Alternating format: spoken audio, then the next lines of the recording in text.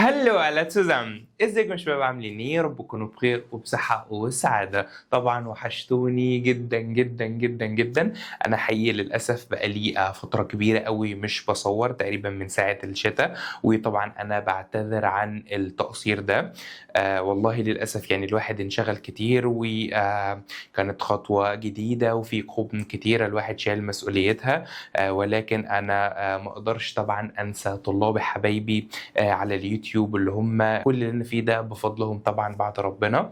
فالحمد لله يعني وانس ان انا خلصت من كوبا، خلصت البي اينز على طول، فضيت الميعاد ده وما رضيتش افتح فيه خالص، وقررت ان انا باذن الله هستغل الوقت ده وهصور لكم فيه على طول، عشان زي ما قلت لكم ان احنا هنكمل مع بعض القامات لحد السي اينز. انا عمري ما ارجع في كلمتي ابدا، فباذن الله هتشوفوا في سلسله البي اينز شغل تاني خالص، ماترياليا محترمه جدا. هنشتغل من اكتر من كتاب، طبعا كتابنا اللي هو نتساك نوي بي اينز اينز ده اكيد، وعندنا البي اينز بتاع الانتنسيف ترينر، وعندنا برضو التست هيفت بس انا مش لاقيه بصراحه، وعندنا كتاب جراماتيك اكتيف ولكن النسخه الجديده فيه هنا دي اكتواليزياتا اوسجابه، دي نسخه جديده جميله قوي هنبتدي نشتغل منها. وبرضو حبينا ان احنا نزود حاجه جديده في البي اينز، الا وان هي هعلمكم ازاي نعلي بالسبراخ نيفو بتاعنا من خلال استعمال النويا الجراماتيك. يعني ايه؟ يعني يا صديقي كتير منكم قوي بيبقى مثلا عارف الريجل دي، عارف الريجل دي، يعرف داس فين تروتسديم اوبفول، يعرف كل حاجه، ولكن وهو بيتكلم ما بيقدرش ان هو يستخدم الجراماتيك دي. عشان كده النيفو ده بالذات في البي اينز هنبتدي ان احنا نتعلم ازاي نعلي من السبراخ نيفو بتاعنا، ازاي ان احنا لما نعوز نقلل مش سبراخ نيفو نعملها، نزود نعمله. هعلمك ازاي ان انت تتحكم في السبراخ نيفو بتاعك ان هو يبقى مناسب لاي مستوى انت بتكلمه. ودي حاجه يعني حتى مش بتبقى عند اي كلاس لايتر، ان انت قدامك مثلا كوبا بي 1 تكلمهم بمستواهم، بي 2 تكلمهم بمستواهم، سي 1 تكلمهم بمستواهم. التدرج في النيفو ده مش سهل، فعشان كده باذن الله في سلسله البي 1 دي هنشتغل عليه بشكل انتنسيف. فيلا بينا يا صديقي نسمي الله ونصلي على رسول الله ولوس جيتس. عندنا يا صديقي النهارده هنبتدي باذن الله مع بي 1 كابيتل 1 ستايل 1. افتح كده معايا كتابك يا صديقي زايتا 8. عندنا جراماتيك انفينيتيف متسو. طبعا هو هنا مكتوب في حوالي 6 سطور، ولكن هنا انا هقول لك كل حاجة على انفينيتيف متسو، شرح عمرك ما هتشوف في اي حتة، عشان صديقي انا معوده ان هو يتعلم بذكاء. طبعا انا بتكلم بكل شغف لاني والله فرحان جدا وانا بصور، لان انا فعلا مقصر معاكم وبعتذر لكم على حاجة زي كده. فباذن الله هتشوفوا قصاد التقصير ده شغل مش هتشوفه في حياتك تاني. فيلا بينا يا صديقي نبدأ ونقول بسم الله. اول حاجة يا صديقي عندي هنا zwei Sätze. Ich versuche und ich mache die Hausaufgabe. سؤالي ليك بقى، was ist die Beziehung zwischen den beiden Sätzen؟ هو ايه العلاقة ما بين الجملتين دول؟ والله يا صديقي هيفكر كده، هيسترجع بقى الذاكرة، احنا خدنا مودال كاوزال تمبورال فينالي والى اخره. ولكن ich versuche انا بحاول، ich mache die Hausaufgabe ان اعمل الواجب، فهتلاقي ان مفيش اي علاقه، ده مثلا مش كوند وفولجه، مفيش اي حاجه. فدي يا صديقي حاجه اسمها Ergänzungssatz، اللي هي das Satz، جملة ملهاش أي علاقة بأي حاجة غير إن هي تكميلية مش أكتر. فصديقي في الA1 كان يعني على مهله بيبتدي إن هو يقول إيش فازوخة بونكت، الجملة خلاص خلصت، إيش ما خدي هاوس أوفجابة. والله صديقي كبر في الA2 وبقى بيستعمل das Satz، فبقى يقول لي عادي والله إيش فازوخة، وكده بيستعمل das وما بينساش ان das macht einen Nebensatz، بتعمل Nebensatz يعني بتجيب الفيرب am Satzende، يبقى dass ich die Hausaufgabe والفيرب am Ende mache. فصديقي ده اللي كان بياخده في الأتسفاي. طيب أمال هنتعلم إيه بقى يا هير؟ قال لك هنتعلم في البي اينز حاجة اسمها انفينيتيف متسو.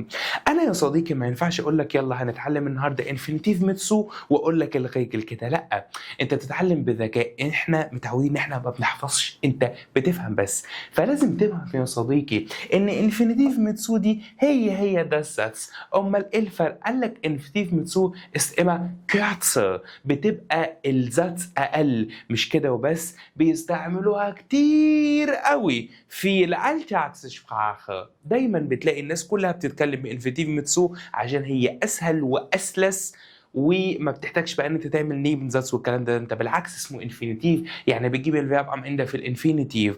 طب ازاي بقى، هو ده مودال الفيرب ولا ايه ده؟ اقول لك يا صديقي، اول حاجه مش انفينيتيف متسو بديل لداس زاتس، اها يا هير، يعني اول حاجه هتحذف داس. طيب خلينا نفكر كده، والله انا همشي معاك واحده واحده. انا هقول ich versuche، جميل قوي، وطبعا هعمل القامه بتاعتنا هغش من فوق. لقيت إيش ودي هاوس أوفجابة ومخا، فسألت نفسي سؤال، إحنا بنفهم مش بنحفظ. هو هنا نفس الزوبيكت هنا وهنا إيش وإيش، هو خلاص إحنا بنعمل الزاتس كاتسا بنقل منها، يبقى مش محتاجين إيش دي.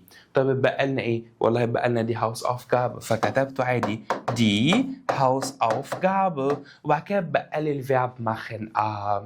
طب هنا مخا متصرف مع إيش.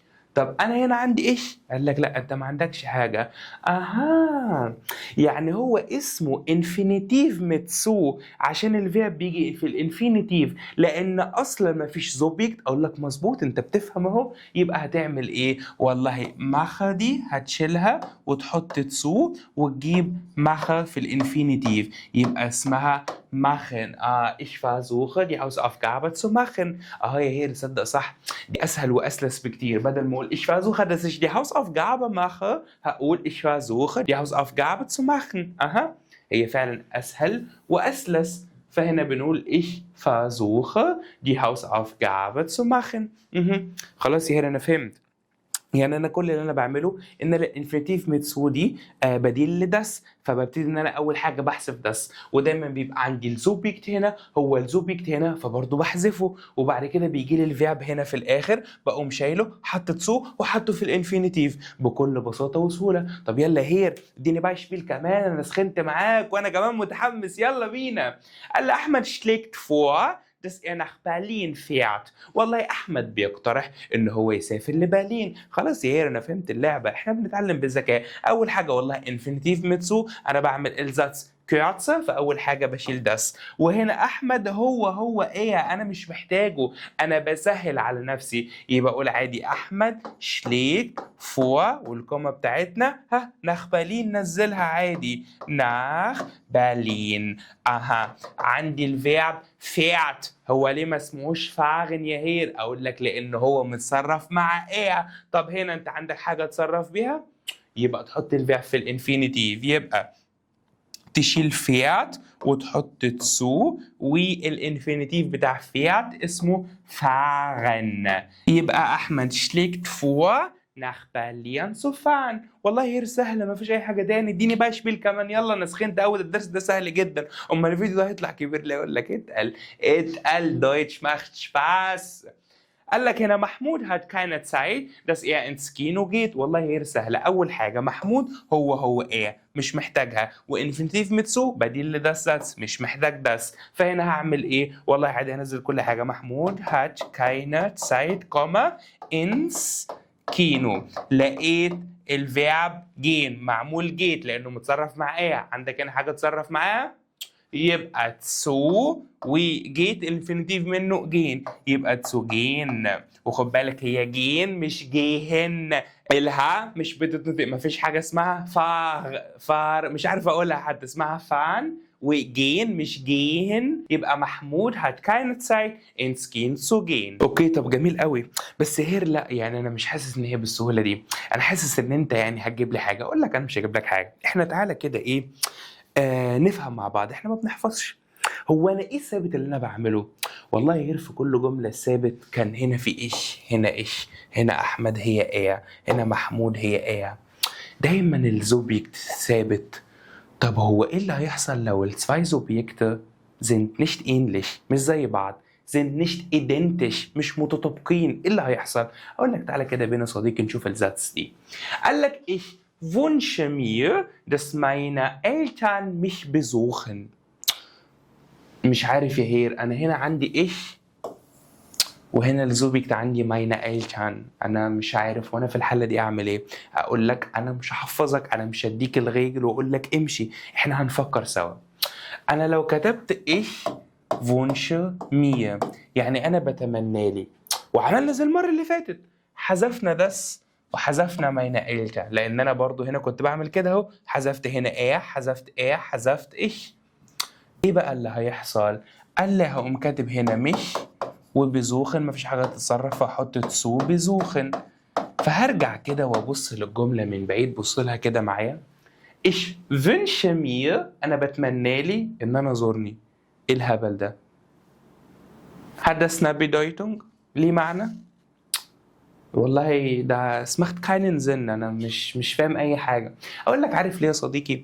عشان الزواي Subjekte sind nicht identisch، الاتنين مش زي بعض. انا هنا عندي ich وهنا عندي meine Eltern، فالجمله بقت ملهاش معنى، لان الجمله الصح والله انا بتمنى ان والدي يزوروني، انا مش بتمنى ان انا ازور نفسي.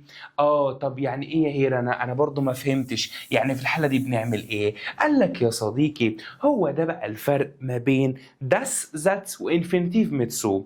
في الانفينيتيف ميتسو دايما دايما دايما الزوبيكت هنا هو الزوبيكت هنا، فالزوبيكت بتاع البيتسينغساتس هو الزوبيكت بتاع الهاوبتساتس بالظبط، ايش وايش، ايه ايه، احمد واحمد الى اخره. لكن هنا يبقى انا بقى بستخدم das Satz لما يكون عندي zwei Subjekte، zwei verschiedene Subjekte، zwei Subjekte مش زي بعض. هنا انا عندي ايش وهنا عندي meine Eltern. خلاص انا كده فهمت يا هير. طب يا صديقي تعالى نحل الجمله دي. Es ist schön dass man Sport macht. ايه بقى يا هير الهبل ده؟ انت جايب لي حاجه ثالثه، يعني مثلا مش جايب لي zwei Subjekte identisch او nicht identisch nicht ähnlich، جايب لي اس ومن. اقول لك ما انت بتفكر معايا. فاكر يا صديقي درس الانديفينيت برونومن بتاع الاتسفايتسفاي؟ يا هير فاكره؟ كانت من دي انديفينيت برونومن، ضمير غير معرف، مش عارفين من ده ob das eine Frau oder ein Mädchen او من ايا كان، ما انا معرفوش. قال لك ما هو نفس الكلام في اس شين، انا برضو بتكلم بطريقه نويترال، ما فيش حاجه بالنسبه لي محدده. اقول لك طب ما خلاص، طب ما هي طالما ده نويترال وده نويترال يبقى خلاص تعملها بانفينيتيف ميتسو عادي. فهتقول عادي والله اس شين وهتحذف das وهتحذف من سبورت zu machen. والله الحاجه جميله جدا ان الواحد يلعب رياضه، فهذه سهله ومخزن، ونفس البدايتون هنا نفس البدايتون هنا، لكن هنا كانوا زي بعض مستحيل. هنا كان ليه بدايتون مش مفهوم بالعربي اصلا. طيب جميل قوي هير. دلوقتي بقى يعني انا محتاجك تعمل لي فينا كلاينه فيداهولون كده، عاوزك تراجع لي على اللي احنا قلناه بكتير. اقول لك تعالى يا صديقي، المسمى الدقيق العلمي يا صديقي للدرس ده اسمه الانفينيتيف كونستركسيون. دي كونستركسيون كده اسمها انفينيتيف كونستركسيون. قال لك gilt als stilistische bessere Möglichkeit anstelle vom das Satz denn es ist kürzer. يعني حاجه ستيلستش كده اسلوبيا هي احلى بكتير من الداس Satz. طيب ليه؟ دي kürzer، الجمله بتبقى اقل بكتير قوي. لا مش كده وبس، der Wert verwendet wenn das Subjekt im Beziehungssatz und im Ergänzungssatz identisch ist. والله ان نفس الزوبيكت عندي في البيتسينغساتس هو الزوبيكت في الارجانسونغساتس. الارجانسونغساتس دي اللي هي اتفقنا اللي هي das Satz، يعني الجمله اللي فيها das الزوبيكت اللي فيها هو الزوبيكت في البيتسينغساتس. البيتسينغساتس الجمله اللي بتبقى قبل das على طول. فخلاص والله بنستخدم انفينيتيف ميتسو لما يبقى الزواي سوبجكت ايدنتش. طب لو مش ايدنتش يبقى das على طول. ما تنساش احنا لسه واخدين الفرق ده في السلايد اللي قبليه. فمثلا لما اقول glaubt dass er sich richtig verhalten، ان هو بيعتقد ان هو بيتصرف بشكل صحيح، يبقى glaubt sich richtig zu verhalten. نفس الكلام، انا هنا مش هستخدم das عادي طبعا، ولكن هنا هستخدم infinitiv ميتسو. ليه؟ لان و السوبجكت sind identisch، يبقى على طول هستعمل infinitiv ميتسو. glaubt sich richtig zu verhalten. طيب جميل قوي هير. طيب ممكن نعمل الجمله دي infinitiv ميتسو؟ اقول لك يلا بينا، احنا بنجرب. محمود bat die Sekretärin dass der Chef ihn rechtzeitig anruft. ايه اول حاجه هير بس قبلها ايه بادي اللي انت بتقوله ده؟ هقول لك يا صديقي بعد ده بريتياتوم فوم فيرب بيتن اللي هو يعني بيطلب، يعني محمود بيطلب من السكرتيره، ولكن بعد ده بريتياتوم زيه زي البيرفكت هناخده باذن الله في كابيتل 3 تايل 1. فخلينا نكمل بقى. والله محمود بيطلب من السكرتيرة إن المدير يكلمه في الوقت المناسب يتصل بيه. ثواني هنا معلش، انت قلت لي ان الفرق ما بين das Satz وانفينيتيف ميتسو ان الزواي سوبيكتا لازم يبقوا زي بعض ادنتش. طب هنا انا عندي محمود ده الزوبيكت بتاع البيتيونغزاتس والزوبيكت بتاع الاجنسونغزاتس هو ده شيف، هما غير بعض، فاكيد مش هينفع انفينيتيف ميتسو. بس لا ثواني، في طالب لماح وشاطر لقى ان طبعا ولا لماح ولا شاطر ولا حاجه، انا عاملها له بنفس اللون. المهم هنا انا عندي ان عايد على محمود. لا ثواني بس يا هير، ما كده الموضوع اختلف، يعني انا اول مره اشوف ده. ما تقلقش، انا كده هوريك كل حاجه تشوفها في انفينيتيف بتسو لان انا بفهمك. طيب يا هير معلش، انا عندي محمود وعندي ان، هل ينفع اعمل انفينيتيف متسو خلاص طالما يعني محمود هو ان وكده؟ اقول لك انا مش بحفظك، احنا ما بنبصمكش، احنا بنفهم، فتعالى نعملها سوا. لو قلنا ان محمود بعد دي سكرتيرن، ان محمود طلب من السكرتيره ihn, طبعا هنحذف das وهنحذف der Chef, ihn rechtzeitig anzurufen. محمود طلب من السكرتيرة إنها تتصل بيه في الوقت المناسب. هل ده نفس البيدويتونج؟ لا، أنا البيدويتونج أما كان الجملة في das إن المدير هو اللي هيتصل بيه في الوقت المناسب. يبقى أنا كده اختل البيدويتونج، يبقى كده لازم الزوبيكت هنا يبقى هو الزوبيكت هنا. طيب هل في حالات تانية؟ أقول لك مش هتلاقيها في الكتاب، فركز معايا كويس قوي. انا بفهمك عشان انت يا صديقي مش بتبصمج. الالماني عمره ما كان كده، الالماني بتفهمه وبتحبه، الجراماتيك ده لذيذ قوي. فهعرض لك كل الحالات اللي ممكن تشوفها اللي بتيجي في انفينيتيف متسو، عشان لو قريت اي تكست في اي حته تبقى فعلا فاهم وفارق عن غيرك. قال لك اول حاجه يا صديقي دي كل الحالات اللي بتيجي فيها انفينيتيف متسو في موضوع السواي سوبجكت ده. اول حاجه wenn das Subjekt des Satzes mit dem Subjekt des Hauptsatzes identisch ist. يعني ايه؟ يعني هنا ايش هنا ايش، هنا هنا هنا هنا دي اللي احنا اتعلمناه. فوالله ما اقول ich habe beschlossen dass ich mehr Sport mache، انا قررت ان انا هعمل رياضه اكتر، يبقى ich habe beschlossen mehr Sport zu machen. دي اوريدي انت عارفها وشفناها سوا. طب امال ايه الجديد؟ قال لك الجديد شديد، خلبش على الكلام. Wenn das Subjekt des Satzes mit dem Dativobjekt des Hauptsatzes identisch ist. ايه ده Dativobjekt ايه وحوارات ايه؟ اقول لك تعالى معايا وافهم. اما اقول لك mir gefällt's nicht. mir والله ده Dativ. هنا dass ich so früh aufstehe.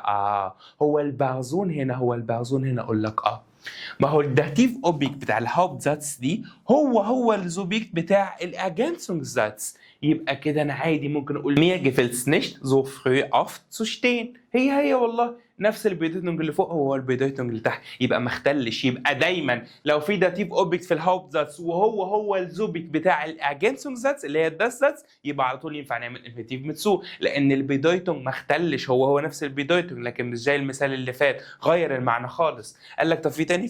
في كتير.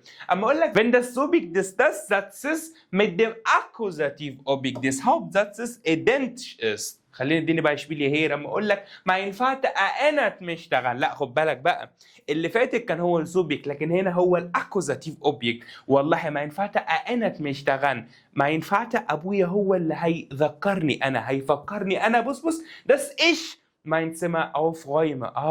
ما هو البازون ده هو البازون ده. انا جمله ما اختلش. انا لما اقول الجمله دي بالعربي اول واحده ان بابايا فكرني اني اروق الاوضه. طب بص كده بالانفيتيف متسو ما ينفعش انا مشتغل mein Zimmer aufzuräumen. مسحت das ومسحت ايش؟ والله الجمله هي ابويا فكرني اني اروق الاوضه.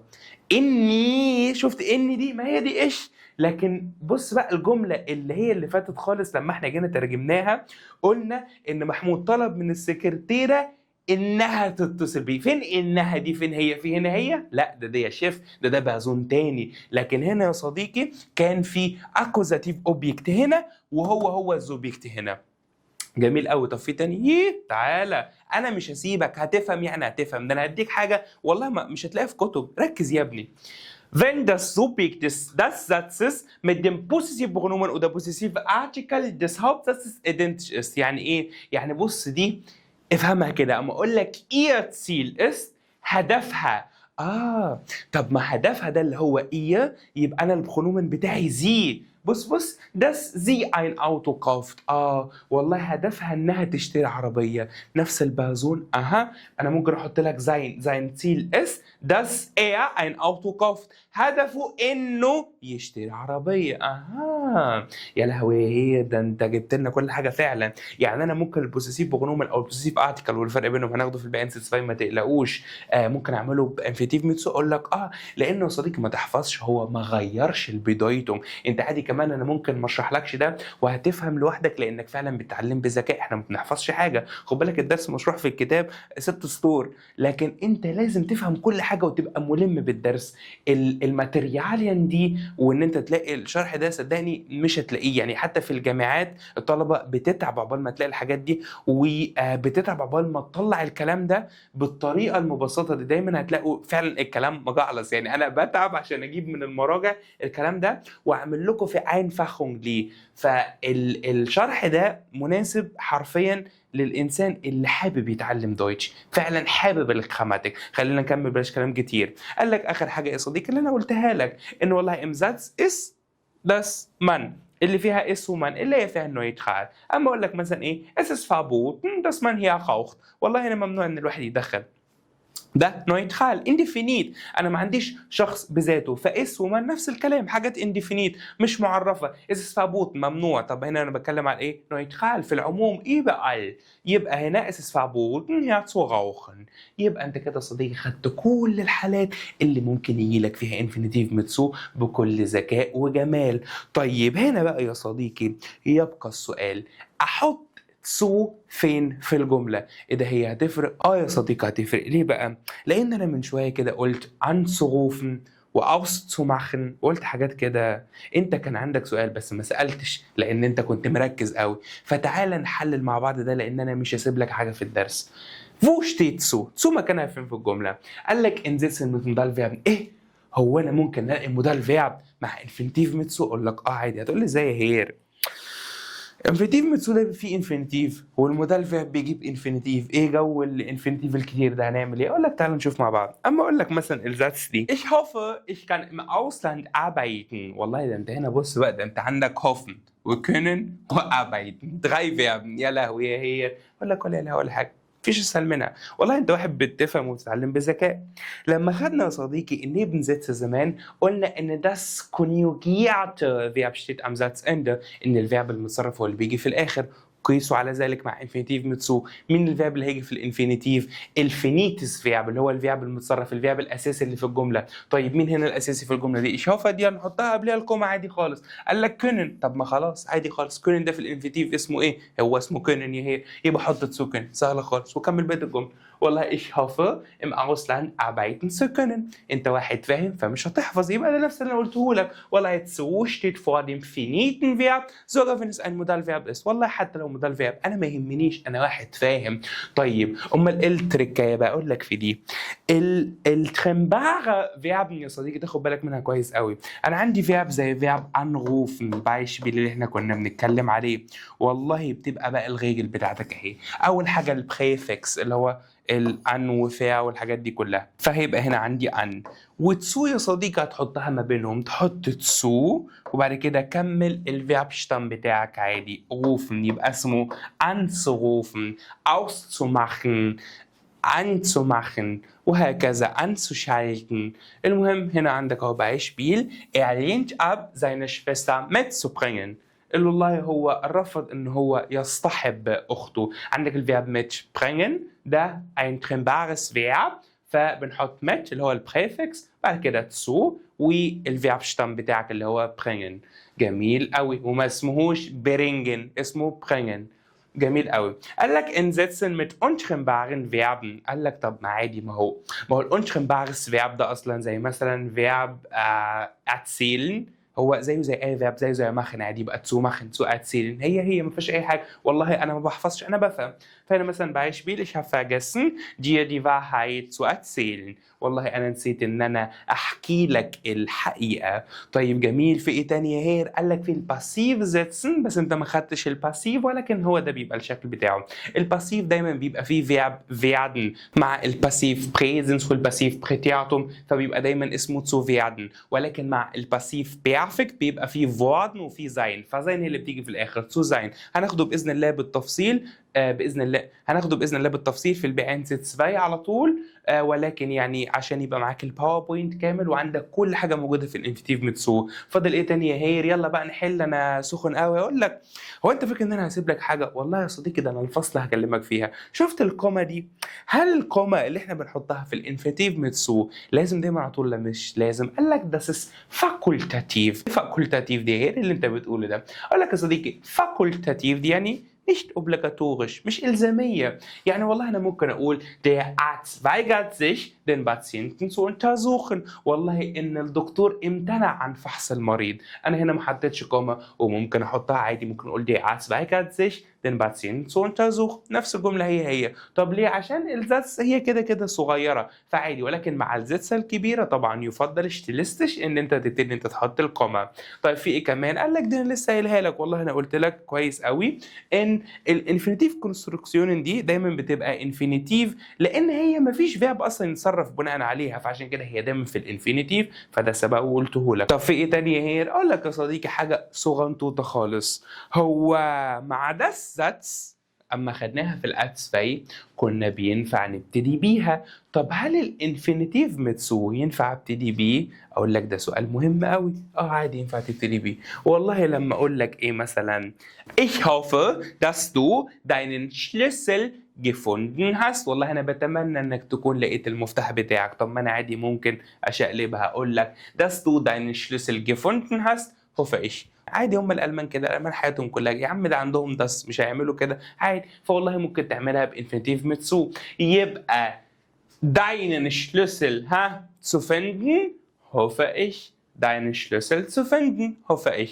طب ثانية هير، لا بقى ثواني، ده دي في البيرفكت وهنا كان جالي عادي. هو في انفينيتيف متسو في البيرفكت؟ اقول لك ده فعلا سؤال بتساله لنفسك كتير في الكورس، ولكن هو موجود في البيتس فاي، ولكن برضو انا مش ناسيه. في السلايد اللي جاي هديك نبذه صغنطوطه كده عنه. فالمهم ان انت هنا عرفت ان والله انفينيتيف كونستركشن und das Satz können nach oder vor dem Beziehungssatz gestellt werden. ممكن تحطها بعديها او قبلها اساس شون ايجعل عادي خالص. طب في ايه تاني هير؟ اقول لك يا صديقي ساعات انت بتستخدم اس على طول. والله لما تقول مثلا ايه es ärgert mich، والله ده بيضايقني قوي dass du mich nicht telefoniert hast، انا بيضايقني قوي انك ما اتصلتش بيا. طيب هو انا ينفع ابدا بالجمله دي؟ هتقول لي عادي dass du mich nicht telefoniert hast ärgert es mich. اقول لك غلط. ليه هي غلط؟ مش فاهم. اقول لك بص يا صديقي هنا اس بتحذفها ليه؟ اما تقول es ärgert mich، اس دي عايده على الجمله اللي انت هتقولها، لسه هتقولها. طيب لو انت قلتها يبقى es nicht obligatorisch dass du mich nicht telefoniert hast ärgert mich. والله كل ده ärgert mich الفيرب جالك نومات 2 عادي. لو حطيت اس هنا ملهاش لازمه. ليه اس دايما بتقولها؟ لان هي بتزيد sich auf den ganzen Satz، بتعود على الجمله الكامله اللي انت لسه هتقولها. طب انت قلتها يبقى خلاص مش لازم ان انت تحطها. dann fällt es immer weg. نفس الكلام مع infinitiv mit zu. dich in dieser Zeit zu besuchen war unmöglich. يبقى والله هديك اتعلمت حاجه جديده. طب يا هيلو امال ايه موضوع بقى البيرفكت والكلام ده؟ اقول لك بص يا صديقي gebrauch der Tempusform in der Infinitivkonstruktion. التمبوس ده اللي هو الزمن يعني، والفورم اللي هو الشكل. قال لك بص بقى in der Infinitivkonstruktion aktiv gibt es nur 2 Tempusformen. ايه اكتيف اللي انت اتكيت لي عليها دي؟ اقول لك اكتيف لان في الباسيف، ولكن ده بعيد عنا خالص، ده في الساينس وعليه خير. يبقى في والله 2 تمبوس فورم. قال لك اول تمبوس اللي هو انفينيتيف بريزنس zu machen zu fahren anzumachen anzuschalten ايا كان. وفي بقى انفينيتيف بيرفكت. ايه ده؟ قال لك gemacht zu haben وgefahren zu sein. يعني ايه مش فاهم؟ اقول لك يا صديقي ما انت برضه افهم، انت بالعقل انت ما بتحفظش. هو البيرفكت ده يعني ايه؟ يا haben يا sein، نفس الكلام. يبقى يا zu haben يا zu sein، ما فيهوش اي حاجه. امال ايه الفرق برضه؟ انا ما فهمتش. اقول لك بص وركز معايا قوي. الانفينيتيف بريزنس ده لما بيبقى فيه 2 Aussagen وgleichzeitig. يعني ايه؟ يعني في حدثين بيحصلوا في نفس الوقت. والله der Schwimmer versucht das Ufer zu erreichen. والله السباح ده بيحاول ان هو يصل الى الضفة das Ufer، ان هو يوصل لها. طب لو انا خليتها بختياتهم قلت versucht، والله ما هو برضو هو حاول ان هو يوصل للضفة. الاتنين كانوا في البريتياتوم اللي هو الماضي، يبقى احنا مش هغير اي حاجة هنا. ليه؟ لان زمن هنا هو زمن هنا. طب في البرفكت ما هو نفس الكلام، والله der Schwimmer hat versucht das Ufer zu erreichen. والله طب ما هو الزمن هنا هو هنا، يبقى انا هنا مش محتاج ان انا اعمله في البرفكت. لا ثواني، انا كده فهمت على فكرة من غير ما تقول لي. يبقى انا بقى الانفينيتيف بيرفكت ده بستخدمه لو الزاي Aussagen، لو الجملتين اللي عندي دول فيهم واحد قبل التاني او واحد بعد التاني ايا كان، المهم ان في فارق زمني بينهم. يعني بتيجي على حاجه اسمها الفورزيتlichkeit اللي هو فارق زمني، حاجه حصلت قبل حاجه. اقول لك مظبوط، انت فعلا بتفهم. wenn die Aussage der Infinitivkonstruktion zeitlich vor der des Beziehungssatzes liegt.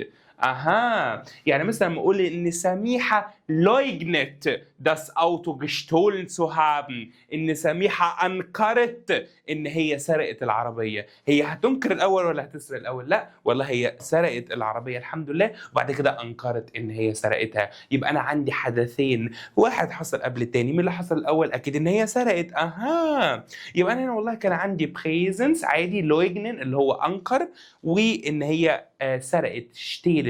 verb stehlen بيجي في البيرفكت مع haben، يبقى gestohlen zu haben. نفس الكلام. طب لو حطيته في البريتياتوم ما هو نفس الكلام، يبقى الحدث ده حصل قبل ده. طب هو في قبل البريتياتوم وقبل البيرفكت اصلا؟ اقول لك حاجه اسمها البلوسكفام بيرفكت، هناخده باذن الله في اول درس في البيان سيتس باي. ما تقلقش، مش هسيب لك اي حاجه في الكتاب ده.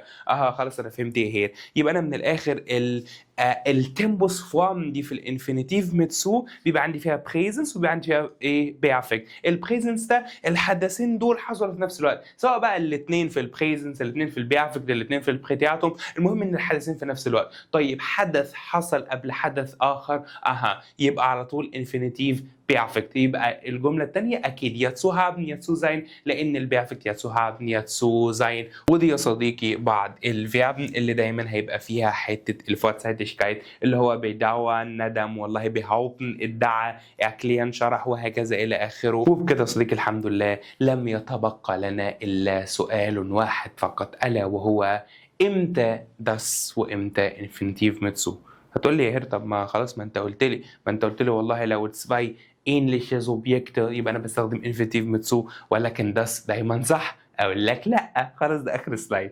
في شويه حاجات يا صديقي لازم بتيجي مع das، وفي شويه حاجات لازم بتيجي مع infinitiv ميتسو. ايه يا هير بقى؟ قول لي بقى، خلينا نخلص. لك اول حاجه werden die eine persönliche Haltung oder einen Wunsch wie hoffen und wünschen oder ein Gefühl sei befürchten يخشى vermuten يتوقع vermeiden يتجنب oder eine Absicht wie versuchen versprechen يوعد ablehnen يرفض ausdrücken. das Satz richtig وinfinitivkonstruktion richtig. يبقى اي حاجه بتدور حوالين مثلا persönliche Haltung او امنيه، شعور، رغبه، اي حاجه من الحاجات دي das Satz richtig وانفينيتيف ميتسو richtig، الاثنين صح. طب امال ايه بقى الحاجه اللي مثلا das Satz او انفينيتيف ميتسو بس؟ اقول لك دي Verben die sich auf den Fortlauf einer Handlung beziehen. الافعال اللي بتتكلم على الزمن، سواء بدايته نهايته، يأجل يأخر يوقف، كل ده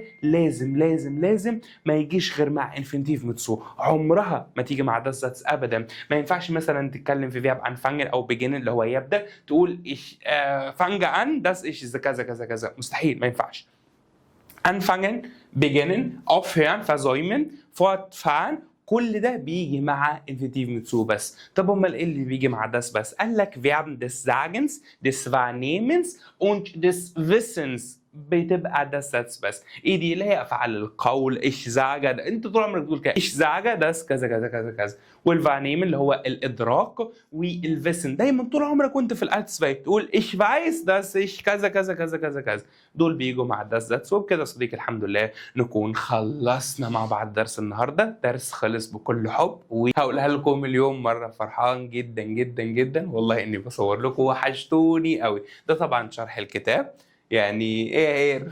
ايه يا هير؟ ما شرحوا في سطرين هم عملنا الحاجات دي كلها ليه؟ اقول لك عشان تبقى انسان مميز، عشان تبقى فعلا انسان عارف كل حاجه، ما عندكش سؤال في حاجه، ابقى حقيقي من غير ما اكون قاعد قدامي كده وبتاخد درس وبتدفع فلوس. انت فهمت كل حاجه في الغيجل وفارق عن غيرك، كانك درست الحاجات دي من كلية ألسن عين شمس. انت الكلية جات لك لحد عندك وتشرح لك احسن شرح، وفي عين فخم جميل جدا، باذن الله يعني تكون فهمت ان شاء الله.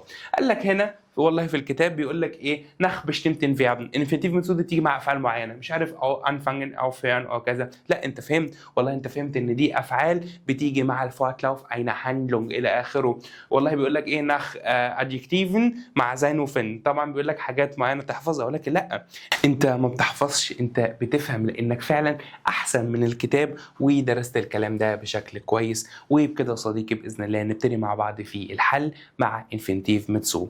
اول حاجه يا صديقي هنحلها وهو الübungsbuch. اول حاجه هنا بيقول لك ايه، was denken die Personen، بيعتقدوا ايه الناس دي، ergänze sie die Sätze mit infinitiv mit so. والله كمل الزيتس عادي بانفينيتيف mit so. يعني مثلا الكسندرا findet es normal، والله شايفه ان ده طبيعي جدا، sehr früh واوفشتين، ان هي تصحى بدري. فهو عمل ايه، قال لك sehr früh وبعد كده verb aufstehen. اها لا ثواني هي، aufstehen ist ein trennbares Verb، ده فعل منفصل، يبقى zu هتيجي في النص، يبقى sehr früh aufzustehen. طب جميل، يلا اللي بعده هير، والله سهله قوي. Wer hat heute keine Lust؟ وبعد كده lange هو arbeiten، والله خلاص سهله، يبقى lange zu arbeiten. جميل قوي هير والله وسهله خالص. والله بيع هنا هو بيع هنا، يبقى هو والله ان اللي ما عندوش لوست ان هو يشتغل وقت طويل. Nummer 3. Janine freut sich am Abend und ausgehen. اها والله aus ده من الترمبارا بريفكس، لو طبعا مش فاكرهم ارجع يا صديقي ل1 ترسل ترمبارا und ترمبارا فيربن. يبقى هنا والله عادي هكتب am Abend، عندي ausgehen يبقى zu هتتحط في النص، يبقى auszugehen. جميل قوي. Nummer 4. Ivan darf nicht vergessen، وعندي هنا Obst وها einkaufen، ما تنساش ein من الترمبارا بريفكس، يبقى عندي هكتب هنا Obst وهنا في ein وzu هتبقى في النص، وبعد كده kaufen يبقى Obst einzukaufen. بعد كده نينو hat vor، دايما verb vorhaben ده بيجي مع infinitiv mit so اللي هو ايه، بينوي. وعندي هنا mehr Sport machen، يبقى عادي خالص والله mehr Sport اها zu machen. والله وهو نينو هنا هي نينو هنا هي اللي هتنوي انها تعمل رياضه اكتر، سهله وجميله خالص. عندي هنا بيقول لك ايه، ich fahre nach Berchtesgaden، هنا يعني فولت. اها انت المفروض ان انت الذاتس دي بتعمل لها فورموليان هنا سواء بانفينيتيف او انفينيتيف mit so. عندك هنا الفيرب wollten das ist ein Modalverb، يبقى انفينيتيف على طول. لكن هنا مثلا ايه vorhaben، ولكن في البريتياتوم يبقى على طول so plus infinitiv. اها فهمت، يبقى مثلا jeden Tag eine Bergtour، يبقى jeden Tag eine Bergtour zu machen. اها خلاص فهمت. طب هنا قال لك ايه، es war sehr anstrengend، والله ده كان صعب جدا، كان حاجه شاقه. 6 Stunden lang zu يا لهوي 6 ساعات بحالهم، يبقى والله 6 اها انا هغش من هنا Stunden، وعندي هنا lang وعندي الفيرب wandern، يبقى على طول والله انا هنا مش عندي مودال فيرب، دي adjective عادي خالص واقوم حاطط so، يبقى zu wandern. ده مش مثلا مودال فيرب عشان ابتدي ان انا احط انفينيتيف من غير zu. طيب نمبر 4. am Abend hatte er Lust. يا هير معلش هو انت ليه بتقول لي Abend بالتي، ما هي بالدي، انت ما بتعرفش تقرا؟ اقول لك لا انت اللي مش دارس فونيتك، لازم تركز يا صديقي. اي word بتنتهي بدي بتتنطق تي. طب بالمره يلا معلش يا صديقي اقرا لي دي كده عادي هير، يعني ما ده مونتاج سهل خالص. اقول لك غلط، اسمه مونتاج. ايه مونتاج بالكا؟ اقول لك اي وورد بتنتهي بجي بتتنطق كا. am Montag، am Donnerstag، مش مهم. المهم am Abend hatte er Lust. اها والله ده Lust auf etwas haben، يبقى على طول infinitiv mit so. طب هنا عندي ايه، ich gehe noch ein bisschen أو ده الفيرب اسمه ausgehen. خلاص فهمت. يبقى هكتب طبعا إيش مش هكتبها، يبقى على طول والله noch ein bisschen. وعندي هنا ausgehen يبقى das ist ein trennbares Verb يبقى zu في النص، يبقى auszugehen. جميلة قوي. هنا عندي ايه؟ am Morgen hat er versucht. نفس الكلام، يبقى انا هنا عندي على طول infinitiv mit zu. ده مش modal verb عشان احط infinitiv ohne zu. يبقى عندنا ich stehe früh auf. هتقول لي معلش هير هنا ايه وهنا ايش؟ اقول لك ده الشخص هو اللي بيقول الكلام ده، يبقى هو عادي. يبقى والله ich stehe früh auf. يبقى هكتب früh لان ich كده مش هحطها اللي هي عادة على الشخص. عندي aufstehen das ist ein trennbares Verb يبقى zu في النص على طول، يبقى auf zu stehen ومش stehen. اقرأ صح. Aber er war so müde und wollte. wollte das ist ein Modalverb. يبقى Modalverb الverb في الانفينيتيف على طول من غير zu. عندي هنا ich schlafe lieber aus. الverb اسمه ausschlafen يبقى هكتب lieber هي اللي باقية، وعندي على طول هكتب ausschlafen ohne infinitiv mit zu. عادي ausschlafen. هتقول لي ثواني هي طب في ايه هي ما كتبتهاش ليه اللي هي ايه؟ اقول لك طب ما هي عادي، ما هو ايه هنا هو ايه بتاع الجمله دي فحذفناها لمنع التكرار مش اكتر. افهم. Er fand es besser. er fand دي هي مش هعمل فيها اسمه finden. er findet. اقول لك لا ما ده في البريتاتوم اللي هتاخده في كابيتل 3 تايل 1 ما تقلقش. einfach nur faulenzen. faulenzen اللي هو ايه؟ faulenzen خالص. يبقى والله هكتب هنا einfach nur. محتاج zu faulenzen oder faulenzen؟ قال لك لا والله ده هنا على طول ايه؟ infinitiv mit zu. يبقى zu faulenzen. جميل قوي. هنا Nummer 8. am nächsten Tag wollte er morgen besichtige ich Salzburg. يبقى والله على طول Salzburg. besichtigen oder zu besichtigen؟ والله ثواني أنا عندي هنا wollte das ist ein Modalverb يبقى على طول besichtigen ohne zu. besichtigen. جميل خلاص يعني أنا فهمت والله. طيب نمرة 9 آخر حاجة aber er hatte keine Lust. دايما الحاجات دي كلها بتيجي مع infinitiv mit zu. عندي هنا in die Stadt fahren يبقى على طول in die Stadt وبعد كده تحط zu يبقى zu fahren. جميل أوي. يلا اللي بعده كده يا صديقي خلصنا الübungsbuch وهنبتدي مع بعض مع التستهeft. قال لك هنا إيه بقى؟ ergänzen Sie das Gespräch mit den Verben. was brauchen Sie؟ infinitiv oder infinitiv mit zu؟ خلاص والله جميل. يبقى تشوف كل verb هو فين وهتحطه مع zu oder ohne zu. طب خلينا نقرأ. Hey Gaia, das ist ja eine Überraschung. Gut siehst du aus. Warst du im Urlaub? Gut für Urlaub? Ja, ich war mit meiner Freundin Nadia in der Nähe von Salzburg. Du bist doch gar nicht so gern in den Bergen. انت مش بتحب ان تكون في الجبال على طول كده. Hast du plötzlich Lust zu wandern? بقيت تحب خلاص كده مرة واحدة انك تعمل wandern؟ Naja, eigentlich habe ich nicht geplant. In die والله أنا ما خططتش in die Berge. أنا عندي in die Berge وفي هنا أكسيون في بيفيجونج عشان كده إن كانت بتعمل لي أكوزاتيف يبقى على طول أنا فاغن يا باشا. يبقى in die Berge هعمل بقى تسو ده أونا تسو؟ لا طبعا تسو ده في هنا كوما ونش جبلانت يبقى تسو. يبقى in die Berge zu fahren. أنا ما عنديش مودال فيرب عشان يعمل لي أونا تسو. aber Nadia wollte das unbedingt und ich wollte gerne Salzburg. برضو نفس الكلام أنا عندي wollte يبقى أنا هنا هحتاج الفيرب في الانفينيتيف ohne zu. ich wollte Salzburg. Salzburg يبقى besuchen أو ده besichtigen. أنا عايز إن أنا أزور Salzburg يبقى هنا على طول هكتب besichtigen طبعا ohne zu. طيب Nummer 3. mein Chef will mir nur 4 Tage Urlaub.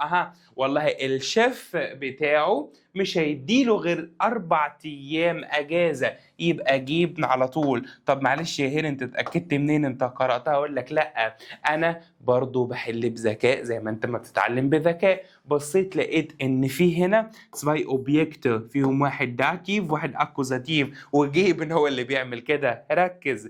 deshalb bleibe ich zu Hause aber ich habe vor Verb vorhaben على طول Infinitiv mit so. Jeden Abend, aha, jeden Abend إيه بقى؟ أها أهو. مفيش treffen يبقى auszugehen على طول. إيه هي اللي حطيت لي aus ليه في النص؟ عشان ausgehen ist ein trennbares Verb. يبقى auszugehen.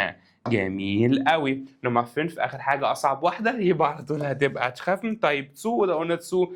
Dann können, aha. Können ist ein Modalverb يبقى هنحط treffen في الانفينيتيف وكده صديقي تبقى جبت كام؟ 5 من 5. اللي بعده أها das ist Intensivtrainer. جميل قوي. يلا بينا يا هير. Timo hat sich in diesem Jahr entschlossen. والله هو قرر sich entschließen zu bedeutet sich entscheiden für. هو قرر ايه؟ اها auf eine Alm يبقى على طول auf einer Alm وعندي arbeiten يبقى على طول zu arbeiten. جميل قوي. هنا قال لك für Timo war es gar nicht so leicht ها وعندي einen Platz يبقى والله هي سهلة قوي. الحاجات دي سهلة قوي يا هير. einen Platz zu finden. يا هير ما طلعت سهلة امال احنا خدنا الحاجات دي ليه؟ اقول لك يا صديقي عشان تفهم وهتحل كمان شوية حاجة عليها في كتاب Grammatik aktiv الجديد. Er findet es toll ها oben im Gebirge اها وعندي هنا sein يبقى على طول والله zu sein. جميل قوي. طيب Nummer 4 auf der Alm ist es manchmal nicht möglich seiner Freunde بس هنا anzurufen. ما تنساش ein trennbares Verb. طيب Nummer 5 nach ein paar Tagen fand er es ganz normal aha عندي هنا aufstehen وam Morgen وfrüh يبقى على طول früh am Morgen وعندي aufstehen das ist ein trennbares Verb يبقى auf zu stehen. جميل قوي يا هير. وبكده الحمد لله نكون خلصنا الإيبنجسبوخ Intensivtrainer تيست ودلوقتي معانا كتاب Grammatik aktiv وركز عشان دي عايزة تفكير وانت صديقي تتعلم بذكاء. هنا بيقول لك بقى ايه Infinitiv mit zu oder das. اها والله الفرق الجوهري ما بين الاتنين ان انت لو عندك الزوبيكت هنا هو الزوبيكت هنا يبقى auf jeden Fall Infinitiv mit so. طب لو عندك zwei unterschiedliche verschiedene Subjekte aha يبقى على طول تستخدم das Satz. طبعا في الفروق الحاجات اللي احنا قلناها الجفولة والابزيشت والزاجن والحاجات دي كلها ولكن برضو ده يعني اهم حاجة موضوع الزوبيكت. طب هنا بيقول لك ايه ich habe das Glück drei Kinder haben اها والله سهلة يبقى دي على طول Infinitiv mit so لأن هو نفس الزوبيكت. Ich habe das Glück drei Kinder zu haben. لكن بص بقى هنا ich habe das Glück meine drei Kinder gesund sein. اها لا ثواني بقى لا ثواني أنا كده عندي ich وعندي meine Kinder الاتنين غير بعض يبقى هنا ich habe das Glück dass meine drei Kinder gesund sind. لا هير معلش اكتبها لي أقول لك بص أنا هنا في الجملة الأولى عندي ich وعندي drei Kinder haben. أنا اللي عندي drei Kinder يبقى ich وإيش يبقى على طول Infinitiv mit so. لكن هنا أنا عندي الجملة دي meine drei Kinder gesund sein. ich ومine drei Kinder يبقى على طول das.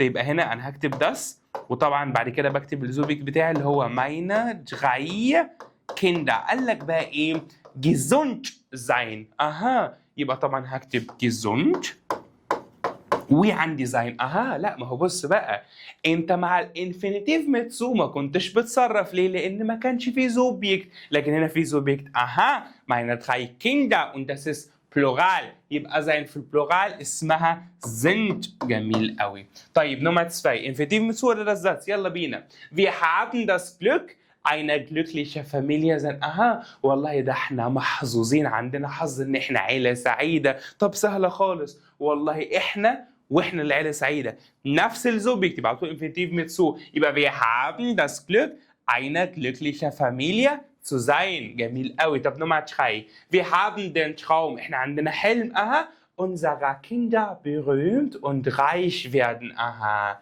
احنا وعيالنا اها يبقى هنا das Satz ليه لو عملتها بانفينيتيف mit zu wir haben den Traum berühmt und reich zu werden. احنا عندنا حلم ان احنا اللي نبقى مشاهير واغنياء، لكن لا، احنا عندنا حلم ان ولادنا هم اللي يبقوا اغنياء ومشاهير. يبقى هنا das يبقى wir haben den Traum dass unsere Kinder berühmt und reich werden. عادي ليه؟ لان هي بلورال. جميل قوي. طب نمرة 4 meine Nachbarin Singular hat keine Zeit، ما عندهاش وقت sich ihre Kinder kümmern.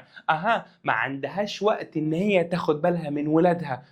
نفس الزوبجكت يبقى على طول infinitiv mit zu. يبقى meine Nachbarin hat keine Zeit sich ihre Kinder zu kümmern على طول. جميل قوي. طب ليه sich؟ عشان الفيرب اسمه sich kümmern فsich بتيجي في الاول. جميل.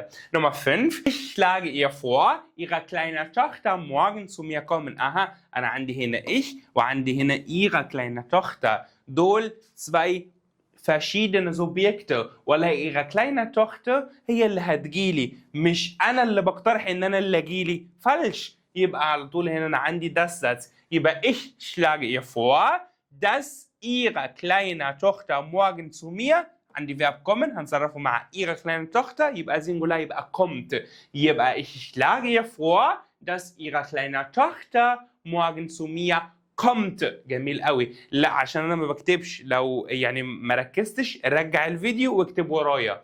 جميل قوي. Nummer 6 hier hat sie die Chance in Ruhe ihre Hausaufgaben machen. والله هنا عندها الفرصة ihre دي بتاعت البوسيسيف ارتيكل البوسيسيف بغنومن هي اللي عايده على زي بتاعت ihr Ziel ist dass sie ein Auto kauft. هي نفس الكلام. يبقى والله هنا بص الفرق ان انت فاهم، انت مش بتحل كده وخلاص، انت انسان فاهم كل حاجه وعارف كل حاجه ايه سببها.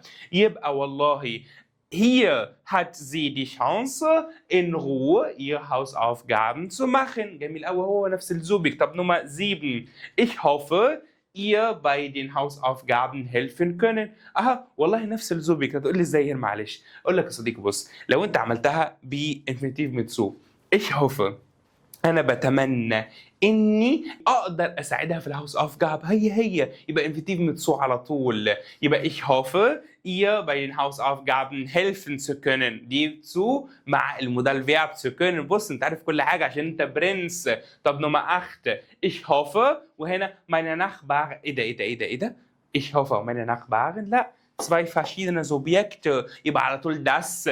يبقى ich hoffe dass meine Nachbarin bald weniger arbeiten وعندي müssen مع singular meine Nachbarin يبقى arbeiten muss. يبقى nochmal ich hoffe dass meine Nachbarin bald weniger arbeiten muss. وبكده صديقي الحمد لله نكون خلصنا مع درس النهارده. درس يعني كان جميل وشيق كده، والحمد لله انت عرفت فيه كل حاجه. وبكده صديقي معادنا مع الحركه الجديده اللي هنعملها باذن الله في كل الدروس، الا وهي ازاي ان انت تعلي من الشبراخ نيفو بتاعك. هتعمل ايه يا صديقي؟ ركز عشان ده هتعمله كل مره صديقي. بيبقى عندك هنا تكست. التكست ده مكتوب بفوتشاتس والجراماتيريجل A1 A2. المطلوب منك يا صديقي ان انت تكتب التكست ده نخمال بشبراخ نيفو B1 من حيث الفوتشاتس ومن حيث اهم حاجه الجراماتيريجل. طيب هير معلش فهمني بالظبط كده احنا هنعمل ايه. اقول لك يا صديقي ده جزء هيبقى موجود في كل ريجل من الريجل اللي احنا هنشرحها. هنبتدي ان احنا في كل ريجل هيبقى عندنا اوبشن زي دي، قطعه زي دي. هنبتدي ان احنا في القطعه دي نحاول ان احنا نعلي من الشبراخ نيفو بتاعنا. اي ريجل هنلاقيها A1 A2 نخليها B1. اي فوتشاتس نقدر ان احنا اتعلمناها ونخليها B1 نخليها. خلينا كده نبدا مع بعض. هعمل معاك جملتين عشان تفهم الفكره بتبقى عامله ازاي، وبعد كده هتكمل لوحدك. فهتاخد مني الجملتين وبعد كده هتوقف وتكمل التكست لوحدك، وبعد كده تشوف المستوى اللي هنا. طبعا المستوى اللي هنا هو مجرد مستوى نموذج. ممكن انت تعمل حاجات احسن مني، ممكن انت تعمل حاجات مختلفه عني، وباي دازنت ريشتش عادي، ممكن الاثنين يكونوا صح. فدايما خلي معاك شات جي بي تي ان هو يصلح لك حاجه زي كده. خلينا نبدا مع بعض. اول حاجه انا عندي هي احمد wollte Urlaub machen. طبعا هي احمد كده يعني حاجه زي كده مش هتتغير، هو ده الزوبيك. طيب ما بدل ما اقول wollte Urlaub machen wollten ده A2 اللي هو verb möchten في البريتياتوم بيبقى wollten. طب والله ما انا اتعلمت النهارده فيرب اسمه vorhaben، يبقى ممكن اقول hatte vor وهعمل كوما وهقول einen Urlaub zu machen عادي خالص. أنا فهمت. يعني أنت قصدك يا هير إن إحنا بنحاول إن إحنا نعلي من الsprachniveau بدل ما أقول wollt نقول vorhaben والinfinitiv mit zu بالظبط. طب خلينا نكمل. hat gesagt ich fahre in den Thüringer Wald. طب ما عادي، ما أنا ممكن بدل ما أقول هو قال إن هو هيسافر، طب ما أنا ممكن أقول إنه والله beschloss. ده والله مثلا ان هو قرر، وفيرب beschließen بيجي على طول مع infinitive mit so، فهبتدي ان انا هكمل عادي والله in den Wald وبعد كده هقول zu fahren. انا فهمت يا هير، احنا بنحاول ان احنا نعلم السبراخنيفو بتاعنا. لا بص ده قال ايه كمان؟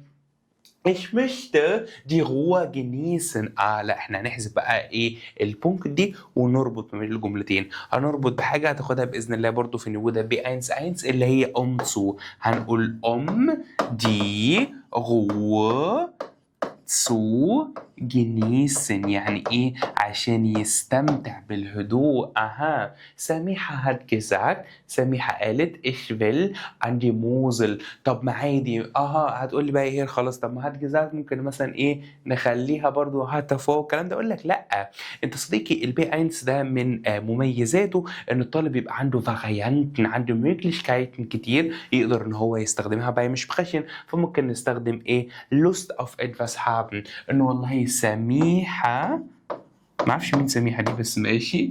ممكن نقول hatte Lust وبعد كده هقول an die Mosel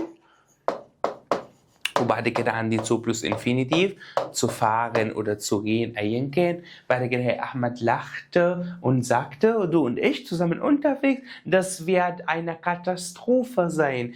الجملة دي مثلا ممكن تستعمل verb versprechen. verb versprechen معناه يوعد، ولكن لما نقول مثلا ايه das verspricht وبعد كده حط كوما eine Katastrophe zu werden، يعني والله الموضوع يبدو كأنه هيكون ايه كاتاستروفة، مصيبة كبيرة. فبرضو انت عملت ايه؟ عليت من السبراخنيفو بتاعك. هنا مثلا sie sind losgefahren.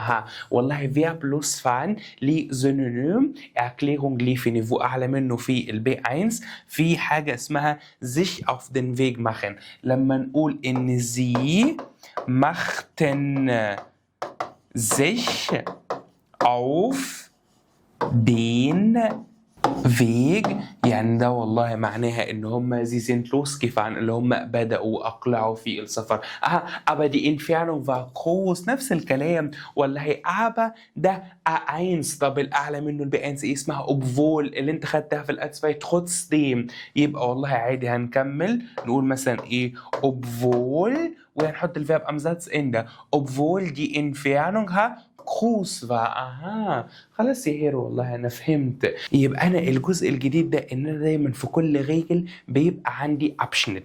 الابشنت ده المطلوب مني فيه ان انا احاول اعلي من السبراخنيفو بتاعي ان انا اخليه B1، لان انا بيبقى عندي مشكله كبيره جدا بتقابلني دايما ان انا ببقى عارف كل الريجل دي، ولو شفتها بقى مش خايب اعرفها، ولو انا قاعد كده وراسي وبكتب هعملها، ولكن بقى مش بخشن الموضوع صعب. طيب ايه حله بقى يا صديقي؟ هو ده دايما هيبقى عندك ابشنت زي ده، هتبتدي ان انت تعلي من السبراخنيفو بتاعك وانت بتستخدمه، ومعاك طبعا شات جي بي تي، وده مجرد موستا. استعملت الحاجات اللي انا قلتها لكم وزودت عليها مثلا سميحه فاشتندش دوستش كانت دايما عطشانه وكده، عادي غيرناها قلنا ايه سميحه hörte nicht auf ständig zu jammern، والله ما بطلش ان هي تولول بقى وتتضايق وتبقى زعلانه. مثلا هنا عملت فيها باسمه كرنسن. كرنسن ده اللي هو الضحكه اللي هي دي. مثلا عندي فيرب زي فيرب seufzen اللي هو الزفير، يعني اللي هو Frauen verstehen، احنا نفهم المرأة. das ist schwieriger als eine Reise zu machen. ده اصعب من ان احنا نعمل بلان لرحلة. فده مجرد ان انت Sie schreiben die Sätze auf B1-Niveau. ده يا صديقي الموضوع ده لو عملته معايا في كل ريجل وعملته كتير وخدت قطع كتير وحاولت ان انت تعلي النيفو بتاعك، انت تستعمل سينونيم من نيفو اعلى، الموضوع بالنسبه لك يبقى اسهل بكتير. والتوابع بتاعته جميله. يعني ايه؟ دايما في الهان بتاع البي 1 هتلاحظ مع الكابيتل اللي جايه ان انت عندك مشاكل، مش قادر ان انت تفهم الاوديو بشكل كامل، مش قادر ان انت تجاوب على الحاجات ده مش خايب. لو امتحان جوتا بي 1 بتلاقي ان دايما الاسئله بتبقى فيها كلام مش نفس الكلام اللي اتقال في الاوديو، بس ليه نفس البدايتون؟ طب هو ده اللي احنا بنعمله، احنا بنحاول ان احنا نتعلم كل حاجه بالزينونيم بتاعتها والاكليرون بتاعها auf Deutsch بنيفو اعلى. فاهمني يا صديقي؟ فصدقني انك تتدرب معايا الحاجه زي كده هيعلي الاشباخ بتاعك بقى مش بخشن وبقى مش خايبن، وهيعلي من الهافشتينس بتاعك ان انت هتقدر تفهم بشكل كويس. وبكده صديقي الحمد لله نكون وصلنا مع نهايه الدرس بتاعنا النهارده، ويلا بينا بقى يا صديقي لجزءك المفضل عشان نلعب سوا. طبعا حاجه زي كده وحشتني جدا وانتوا والله وحشتوني قوي، فيلا بينا يا صديقي ولوس جيتس. هنعمل ايه هنا؟ هنرتب الجمله. اس طبعا مكتوبه قوس يبقى هنبدا بيها، يبقى على طول اس عايزين adjektiv adjektiv adjektiv wichtig. es ist wichtig. عندنا كورونا Zeit يبقى in der Corona Zeit Hände zu waschen. جميل قوي. يلا اللي بعده يا هير، احنا سخنين قوي. يلا يا هير، تعبت مننا ولا ايه؟ نبدأ طبعا بإيش عشان هي قوس، وبعد كده ich habe في هنا Lust. Ich habe keine Lust 2 Monate عندي zu sein und يبقى zu Hause zu sein. جميل يا هير. يلا اللي بعده يا هير، عايزك تسخن معانا كده. يلا بينا يا صديقي. ich groß يبقى ich، وعندي verb يبقى ich beginne mich extrem zu langweilen. جميل قوي. يلا نمرة 4 groß meine يبقى meine Freunde planen jeden Abend zu schatten. جميل قوي. يلا نمرة 5 perfekt. groß. Das ist eine Frage. يبقى hast du Lust so lange am Computer wie zu sitzen في الآخر. Okay, sehr gut. Dann Nummer 6 die Mutter redet, das kommt vom Verb raten, بس هو unregelmäßig.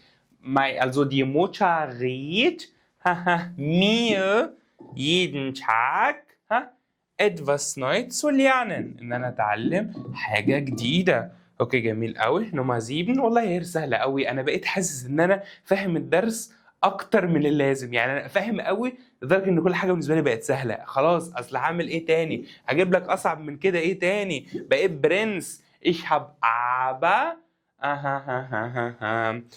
keinen Wunsch zu Hause nur zu lernen. جميل قوي. Nummer 8 groß alle. Okay, also alle Schüler عاوزين ايه؟ عاوزين verb hoffen. ما ينفعش تحط haben. alle Schüler haben عايز Akkusativ Objekt، لكن مع hoffen هتعمل infinitiv mit so، لان hoffen تيجي مع das وتيجي مع infinitiv mit so. يبقى alle Schüler hoffen nächstes Jahr wieder Präsenzunterricht zu haben. جميل قوي. die letzte Frage ist جميل قوي. يبقى ist macht Spaß على طول. Deutsch يبقى Deutsch على طول. Deutsch macht Spaß. Lehrer und Freunde oder Freunde und Lehrer يعني beide sind richtig wieder zu sehen. Okay sehr gut. فاكرني خلصت؟ تعالى يلا اللي بعده على طول. اللي بعده مش هحلك. ايه ده يا هير؟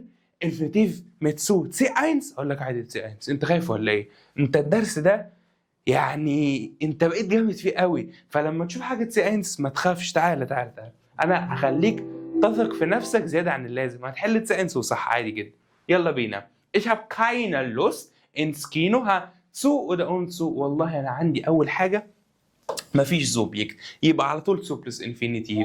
طيب جميل قوي. نمرة 2 ich möchte مش هكمل هير. طالما في möchte يبقى الفيرب في الانفينيتيف على طول. حتى C1 على نفسه انا فاهم مش بحفظ انا جامد قوي يا هير. habt ihr Lust خلاص في Lust يبقى على طول انفينيتيف mit zu يبقى zu. طيب جميل اللي بعده Max liegt noch im Bett heute ist Samstag ich lasse ich lasse Verb lassen هناخده باذن الله في كابيتل 2 زيه زي المودال فيرب. هو اصلا مودال فيرب ähnlich يعني بيجيب الفيرب ام اند في الانفينيتيف طبعا ohne zu. جميل قوي. نمرة 5 مش zu طالما في möchten يبقى على طول انفينيتيف. جميل قوي ohne zu. hast du Lust طالما في Lust يبقى على طول انفينيتيف mit zu. والله يعني حتى السنس بقيت احله بسرعه كده بقول لك عشان انت فاهم دويتش. جميل قوي. kannst du طالما في können يبقى على طول infinitiv ohne zu الفيرب بيجي على طول في الانفينيتيف. es ist verboten طالما في es والحاجات انه يدخلوا كده يبقى infinitiv mit zu. جميل قوي. نمرة 9 ist es denn erlaubt نفس الكلام برضو يبقى عندي هنا zu. جميل قوي. ich habe ganz vergessen نفس الكلام ich habe ganz vergessen الحاجات اللي بتتقال Einleitung دي بيبقى على طول infinitiv mit zu يبقى anzurufen. جميل قوي. نمرة 11 es wäre gut jeden Tag نفس الكلام في jeden Tag وكوما انا ما عنديش Subjekt يبقى على طول infinitiv mit zu. طيب نمرة 12 es ist lustig نفس الكلام برضو الحاجات الغدامات اللي بتدريفها في الاول دي برضو انفينيتيف mit zu. طب نمرة 13 ich möchte لا ما تستعجلش بص جملة möchten خلصت هنا. ob du Lust hast هنا جات لي اللي هي ايه Lust يبقى على طول انفينيتيف mit zu schwimmen zu gehen. اوكي. es ist wichtig den Infinitiv mit und ohne zu beherrschen ما تنساش. ليه؟ لأن في es ist wichtig. اوكي ich bleibe lieber in Köln. خد بالك دي انت لسه ما خدتهاش. Verb bleiben gilt als Modalverb ähnlich يعني احنا ساعات بنقول ايه ich bleibe stehen انا هفضل واقف ich bleibe sitzen انا هفضل قاعد فزيه زي المودال فيرب مش بيجيب infinitiv mit zu. ich schlage dir vor نفس الكلام vorschlagen infinitiv mit zu على طول. Nummer 17 ich erinnere mich nicht sie nach ihrer Meinung gefragt. يا هير مش ده الانفينيتيف بيرفكت اللي هو zu haben und zu sein اقول لك انت برنس. شوف حتى اللي سي 1 اللي هو اصعب حاجه انت فاهمه بسهوله لانك ما بتحفظش انت بتفهم. eigentlich wollte ich طالما في wollte يبقى على طول انا عندي انفينيتيف ohne zu. وبكده يا صديقي الحمد لله نكون خلصنا مع درس النهارده. درس يعني جميل ولذيذ اتعلمنا كل حاجه في الدرس وخدنا فيه كل حاجه. مبسوط جدا جدا جدا ان انا رجعت اصور والله بجد ومن كل قلبي فرحان وباذن الله ما نقطع لناش اي عاده ونفضل مكملين في السلسله دي. وبتمنى من ربنا ان تكونوا فعلا يعني بتفهموا وبيعود عليكم بالنفع.